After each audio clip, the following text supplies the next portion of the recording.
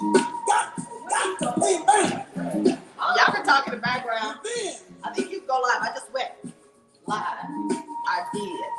Yeah. Oh, just got to get it. Come on. Gotta get back. I love some Get back. I'm back. Hey, everybody. Am I live? I think I'm live. Hey, everybody. I'm so happy to be back. Come on. Get down. Hey, that ain't right. We can actually just play this and just ride this out. You know what I'm saying? We don't even need to talk about what we're going to talk about today, okay? We just good. Hey, everybody. I got my whole crew back. They came over. We're going to have a good time. We got snacks. Got a little libation. Got a little something. So, y'all, feel free to chime in or not chime in. It's entirely up to you. Thank you so much, James Brown. So welcome to Civics for the Soul. As you all know, we come here, we talk about civics and history and community, have a good time, but today's topic might not be that much of a good time. So the last time, y'all remember, where's my glasses? Anybody see my glasses? These are my old ones. Anyway, the last time we had this conversation, you all remember, it was when the person in Buffalo, white supremacist killer, went down, murdered 10 of our elders, injured 3. And, we're still sort of like dealing with that, right?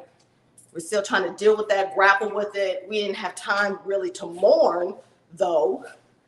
Didn't have time to sit with it, to figure out a course of action. There was like a small moment where we were talking about, well, maybe what are we going to do about that? We've got to do something with all these white supremacists. Well, we couldn't even do that. Because on, May 24th, 2022, gunman, what's his name? Salvador Ramos goes to Robb Elementary School in Uvalde, Texas. Gets there, kills 19 students, 2 teachers, wounds 17 others. And so now our focus has gone from white terror, violence, to school shooting, terror, and violence. Now, there's all kinds of takes on it. Hey, T. Christie. So good to see you. Thank you for joining me every time. So I was talking about this gunman. So the people are like, look, well, we're responsible gun owners. So we can't do anything about a lone gunman. He needed mental health services. So just give him the mental health and don't touch our guns.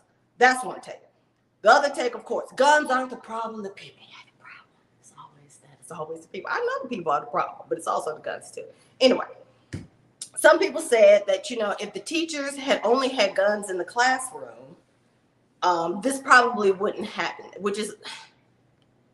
it's like the dumbest thing I've heard. You're telling me you got all these kids following a pandemic. You're dealing with all these social emotional learning issues. You're trying to get these kids back on track. You're trying to get them interested in learning, but you don't want to let them teach the truth in the schools. Then you want to tell them we're going to give you guns and you're supposed to protect the kids too while you're in there. Are you insane? Like, this is insane to me.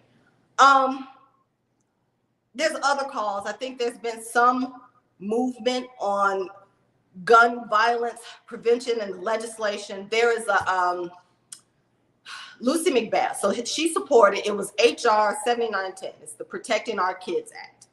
And it's supposed to raise the lawful age to purchase from 18 to 21, I think. Ban high capacity magazines, create firearms, safe storage requirements, all this other stuff. I remember going to see Lucy McBath, Congresswoman Lucy McBath. And you all remember, her son was gunned down, murdered by, this white rage, terror racist, gunned down her boy, Jordan Davis. I think it was in Florida. So what happened is after he was murdered, she's telling her story, okay? And she says that she became an advocate for, gun violence prevention. So she's going all over the country. She's traveling everywhere. Everybody wants her to speak because, of course, they always want to highlight a Black mother's grief and put it on display. Love that. They're sick. Anyway. So she's going all over the country. I mean, it's sick. She says she goes over, and at the end of the day, though, no matter what she does, no matter how many times she tells her story, and bears her soul to everybody, nobody does a thing. Nobody did anything. She said, God led her, said, you go ahead and I want you to run for office. She ran for office here in Georgia in Cobb County and she won. Even most recently, she was up for, I think they primaried her against another Democrat. And even then, they said she's not going to win, but she did. Her message has been all about gun violence and prevention. She's got all the statistics. She says, look, if you just do some basic reforms, we can reduce violence by some astronomical percent, she's like. So at the very least, it's not going to solve the problem, but it's going to help us to fix it. So I believed her. She has a very powerful story, but she voted in support of this. The House, I think, passed their version a couple of days ago. But understand, you got the House version, then the Senate version. I was watching the news today. What they said, the Senate, they still don't know where they are on the issue. They got a bipartisan group that's supposed to meet. I'm not optimistic about it at all. I was reading this something. Rarely do I ever go and look at what the NRA has posted, but this is what they posted. They said, we believe laws like Protecting Our Kids Act threaten to turn millions of law-abiding gun owners into felons, as well as subject their lawfully acquired firearms to government confiscation without due process. That they hold in the line. That's their position. It's always about they're the law-abiding people and don't take our guns. I don't care how many stories y'all tell. I don't care who tells it. Don't take our guns. They say that it is an unconstitutional act, these gun violence prevention measures. It's unconstitutional. We're going to come back to what the founding fathers actually meant with that Second Amendment. But I digress. So I'm thinking about all this, and I'm thinking, you know what? We talk all around an issue sometimes. You know, we're bending over backwards, making excuses. Well, maybe, you know, if we had background checks and, maybe if we assess the mental illness, or, maybe if we had more resource officers in the classroom, simple truth is this. America is a violent place. That's it. It's violent. They don't know peace. The people who run this whole thing, they don't know peace. They never knew peace. Stolen land, stolen people, violent means, violent methods, violent intent. We'll talk about intent. The reason why we haven't made progress is because simply they don't want to. They're not going to make any progress. Some people say, you know what, that's not very hopeful, Kilani. I'm just saying what it is. They don't want to make progress for anything. Anytime we've had this discussion, they've done a number of things when we have like these mass shootings in schools. First, they said, okay, teachers need to arm themselves. Okay, that's stupid. Then they said we need resource officers. Now, here's the thing. Teachers need to arm themselves. It's fine. I got feedback. So the teachers, the resource officers. Then they said we need more funding for the police. Now, y'all remember Joe Byron. When he did that State of the Union, remember I said we're going to see what he going to do. He already sort of told us where he was going with this. Joe Byron gets up in the State of the Union. He says, don't defund the police. What did he say?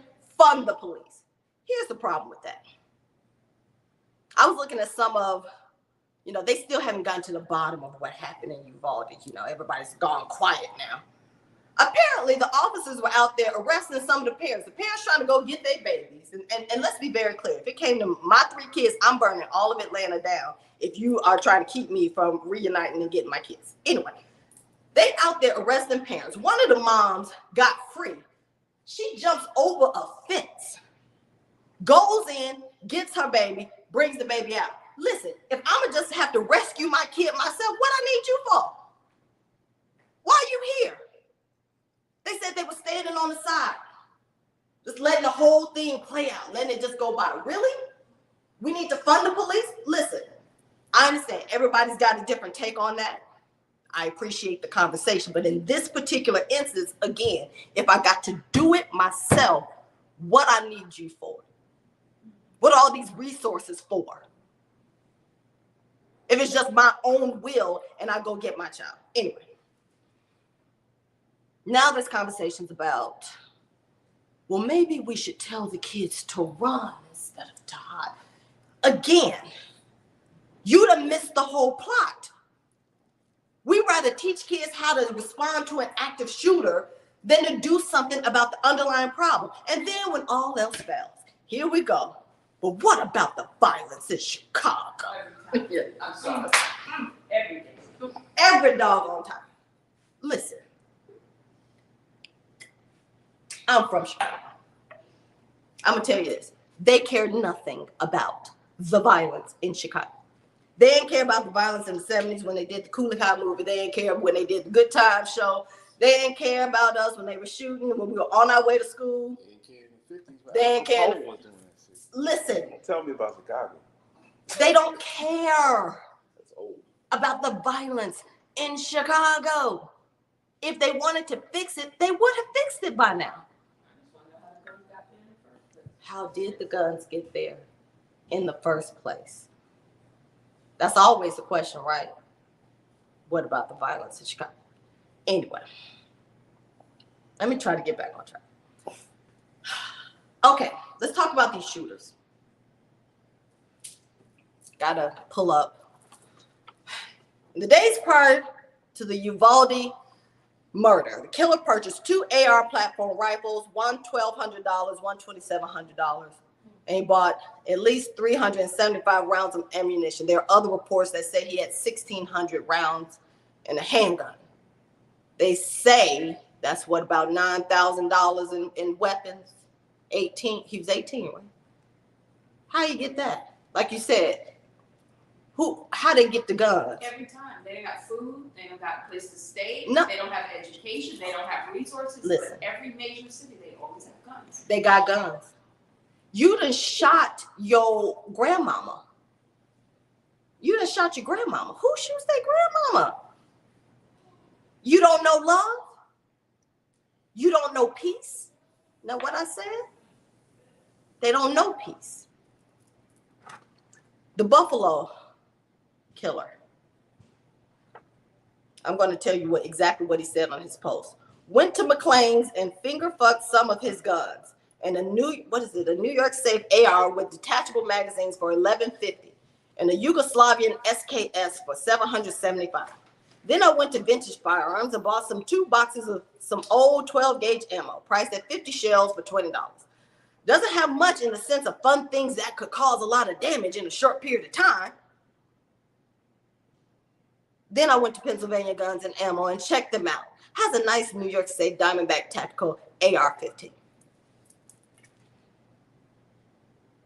What is wrong with you? I think back to Sandy Hook and see what he had. Shot 20 children, 6 adults before taking his own life. Had an AR-15, 2 semi-automatic pistols, and a shotgun, as well as several hundred rounds of ammunition stored in high-capacity magazines. Why do you even need all that? Like, seriously, like I don't get it. Why do you even need all that? No one needs that on any street. Listen. So quick, so fast. So quick, so fast. You don't. In a short period of time. Why you need all that? See, obviously, you're going to do something. All right. You got all this evidence of what these people are doing with these weapons, these AR-15s, whatever they got. You got all this evidence of shootings everywhere, all over the country. We've been having them. They haven't stopped. You bring all these folks to Congress. You have these people bare their soul on television. They're crying, talking about family members, children. You had a doctor come on and explain what a bullet does to an adult body, then explain what it does to a child's body. You have people who couldn't even identify their children. They can only identify them by the shoes. And despite all of that, all you can muster, what was the vote? 223 to 204 in the House. That's just the House side. Remember, we don't even know what the Senate is going to do. in support of this Protect Our Kids Act. 223 to 204 it passed. You got that and Matthew McConaughey showing up at the White House press. That's all you got? That's all you can muster up? That's all we can do? Well, got me to thinking.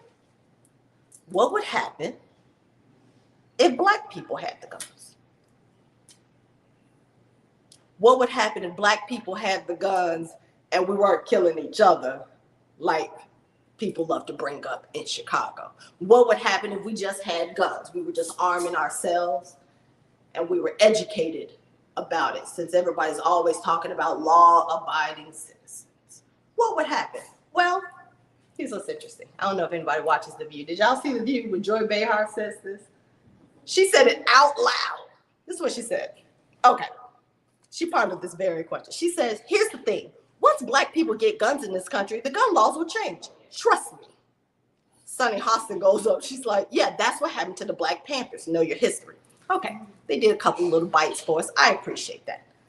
But I'm sitting there thinking to myself, I'm like, how you know, Joy? She said, trust me. Like, in other words, trust and believe. If Black people get guns, things going to change.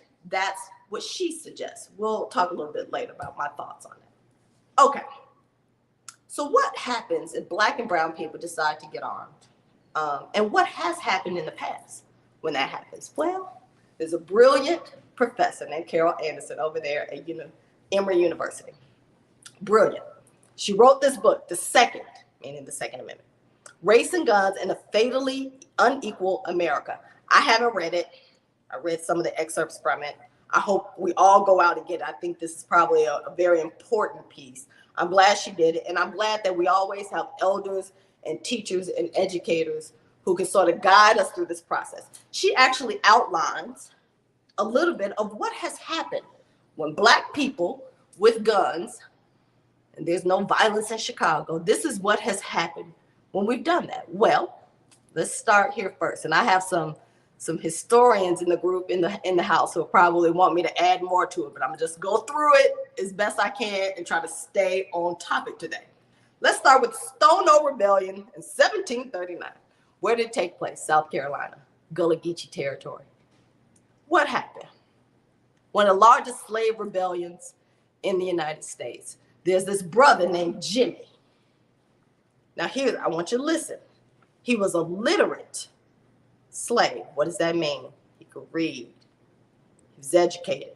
Literate slave from the Kingdom of Congo. Now at the time, I think current day, that kingdom was spanned Angola, Congo, and maybe Gabon, which makes sense. I have family members who trace our ancestry back to Gabon, so that makes sense, Gullah Geechee. This is what he did.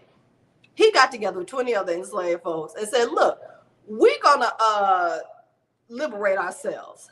So they began to march from the Stono River. They were gonna march through Georgia, and they were trying to get down to Spanish Florida where everybody could be free, right? And they promised all the people, if you join us, any fugitive slaves, we're gonna make sure you stay free. We all get free. We just run in, we're gonna do this. Okay, here's what happened. They started that, they ended up killing, recruited 60 other slaves, promising them their freedom, killed more than 20 whites. Unfortunately, they were intercepted and defeated by who? The South Carolina militia at the Edisto River. Remember that word, militia. Over the next 2 years, there's all kinds of slave uprisings all up and down the South, because people would like to think that we just stayed in a place. That didn't happen. People just fighting, arming themselves, walking off. Okay. Next thing you know, South Carolina passes the Negro Act, specific to Negroes, 1740. This is made it illegal for enslaved Africans to do a number of things. You cannot assemble in groups. You cannot earn money. You cannot learn to write. And owners are permitted to kill you if you decide to rebel. Made it very clear. We're not trying to have none of that. Okay. Let's flash forward to 1775, the Continental Army. That's the army that was for the 13 colonies. Okay. So initially, George Washington and them, they said, all right, we're not going to let the black people join in. You know, we don't want them. We want them to stay in their place. Well, the British, you know, because they messy as hell. So they said, look, if y'all decide not to join that army and go against us, then we'll make sure that you're free. So the black people are like, oh, word? Then George Washington said, oh, sorry, changed my mind. Y'all come on over. Y'all fight for us against the British. They did. And then what happened? Turned around. They said, thank you so much for your help in this. You're going to still be slaves. Thanks. All right, moving on. Second Amendment. Passed in 1789. Ratified 1791. Now, leading up to this point, we've got all kinds of slave codes being passed, telling everybody what slaves cannot do. What does the Second Amendment say? Remember, I told you about the militia. It's very important because people try to say that the Second Amendment gives you some independent right. If they wanted you to have an independent right, they would just say this: the right of the people to bear arms shall not be infringed. They would make it plain. It's an independent right. No, that ain't what they said. This is what it says: a well-regulated militia being necessary to the security of the free state, the right of the people to keep and bear arms shall not be infringed. They couched it in this language for a reason. Why? Well, Professor Anderson over there at Emory tells us why. It was crafted to ensure that they could always put down a slave rebellion. That's it. That's what it's about. That's how it's applied. We were never supposed to really use that for ourselves. It was intended for this particular purpose. Same time that this is going on, mind you, same time this is going on, what's happening over in Haiti? Some good brother Toussaint leads an insurrection. Guess what they said about him too? They said he was so educated. He's a brilliant commander, but he was an educated commander. So he was educated and he knew how to take up arms and to teach others how to do that. And we all know what happened. I don't even have time to get into the Haitian Revolution. We're going to have to dedicate a separate course of study on the Haitian Revolution and how that impacts us and whether there's some things that we can learn from that. Anyway, so word got back to the southern states. They're like, we don't want them getting no kind of ideas because Toussaint over there acting a fool, freeing people. They threw out the French, everything. They're like, we don't want our slaves. Because what would happen? What happens if our slaves get educated and take up arms? What happens? Well, we know what happens. Second Amendment. Let's come back to that again. It's in place to tell us not that you have an independent right. It's simply in place for us so that they can put us down. That's the whole point of it, okay? Understand, we're not even citizens at this time that they passed this thing. We're all slaves, and then the 14th Amendment comes in, 1868, way down the line. Then it's still a gray area.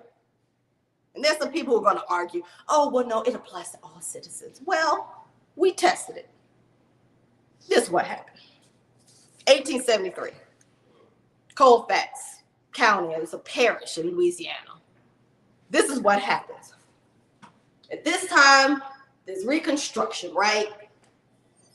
Black people trying to make some moves. They decide, okay, they're going to run. They got white Republicans, they got black Republicans that they've run. Okay, and these people get elected. Black people say, you know what? We know what's about to happen. Let's go ahead and start digging this little trench around this courthouse because we know they're coming. Because we done elected some people. We're trying to reconstruct the government in a way that includes us. 13th, 14th Amendment, very important. So they said, all right, we're going to dig this trench. Then they had a militia, like an all-black militia. Remember, militia is the important word here because you're supposed to be guaranteed rights if you're in the militia. Well, not so fast. Here comes the Klan. Now, caveat. History books, they do something real slick. They call the Klan the white militia. They are not a white militia. They just the mob, okay? That's it. That's all they are. So they come in and they attack the black militia who's under the orders of the governor. How does that happen? I thought if you're the militia, you protect it, right? No. Came in, they killed 150 black people. What happened after? Well, initially they arrested them, the white mob, under the Enforcement Act. what is the Enforcement Act? Well, Enforcement Act said that it's supposed to be a criminal code, like it's a penalty, it's a crime. If you try to interfere with African Americans' right to vote, right to hold office, and serve on juries. It says that African Americans are entitled to equal protection of the laws, because there's like this 14th Amendment out there that they passed. Okay. Anyway, so they initially convicted like a few of them, like one or two of them, right? Then guess what happened? They let them go. They're like, y'all go and get up out of here. Y'all been in here long enough. We release them from the jail. Then United States Supreme Court says that now I remember us studying this in school. Was it Cruikshank? United States Supreme Court says, the Enforcement Act, that's unconstitutional. They had like an Alito and a Clarence Thomas of the day. They were like, that doesn't even make sense. Guaranteed black people rights. Get out of here. So we tested it. Tested whether it applied to a black militia, whether it applied to black people. They say nope. Okay. Fast forward to the 1960s. There's this group out in Oakland, led by Huey Newton and Eldridge Cleaver, called the Black Panther Party for Self-Defense. All they want to do is defend themselves, defend their community. That's it. The core practice was open carry, armed citizens patrol. What does that mean? Cop watching. They're gonna watch the cops. Now they're not out there doing anything with their guns. They're just being. They're like, look, we're gonna go out here. They are brutalizing our folks, killing people, harming people. What did they do? They educated themselves. Here's the thing, educated themselves. Then they took up arms. They knew exactly what type of rifles they could carry. They knew how far they needed to be from the police. They knew what you could do, what you could not do. They knew all the laws. Nobody could do anything with that, because they're like, we're going to watch you because you all are violent. What happened? Well, because they're law-abiding citizens, right? You think they'd be protected. No. Okay, 1967, California passed the Mulford Act.